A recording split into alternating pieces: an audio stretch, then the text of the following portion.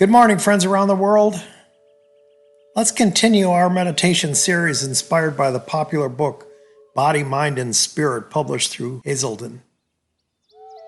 Rebecca Gregory was initially reluctant when federal prosecutors asked her to give a victim impact statement to the jurors who would decide the fate of the 2013 Boston Marathon bomber, Johar Tsarnaev.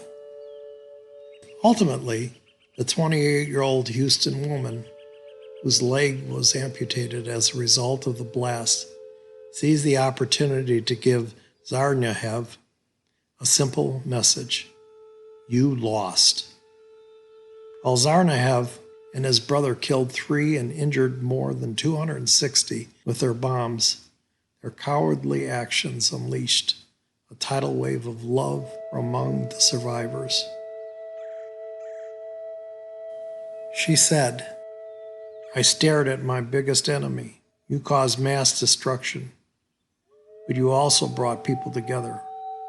Nobody's going to remember your name or your brother's name. They're going to remember the survivors, and for good reason." Like others who lost loved ones, limbs, or hope by the impact of the 2 pressure cooker bombs, Gregory is giving back.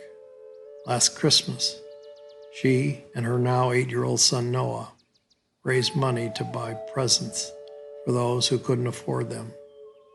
She has also sold Rebecca Strong t-shirts made for her 2015 Boston Marathon run to raise money for earthquake victims in Nepal.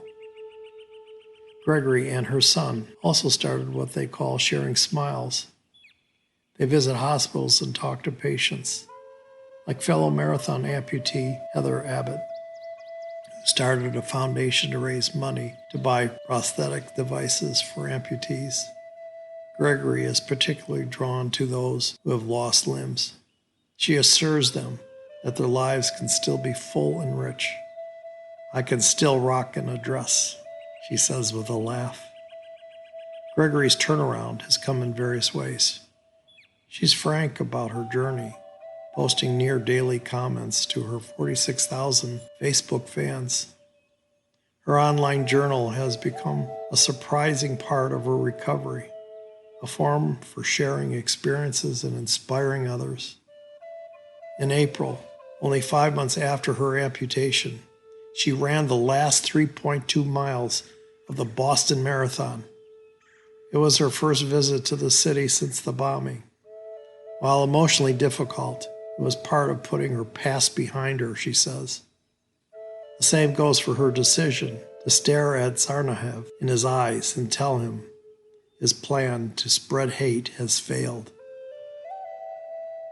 Did I want to get my leg blown off by a terrorist? No.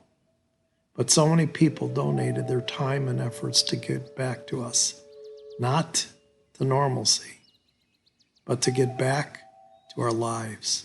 The world needs so much hope and light. A beautiful soul can't be dimmed. A soul lit by joy brightens all our features and makes us beautiful beyond measure. Even though our bodies often show wear, an internal zest grows stronger and shines brighter. Living our lives with vigor and involvement fuels the spirit and keeps us getting up each morning, expecting good to come of the day. This doesn't mean we expect all joy and no sadness. It doesn't mean we don't anticipate challenge. It's been said that we couldn't see the beauty of the canyon carvings without the windstorms of life. By surviving and growing through life's windstorms, we find ourselves more weathered and more real. We also find ourselves trusting more in God.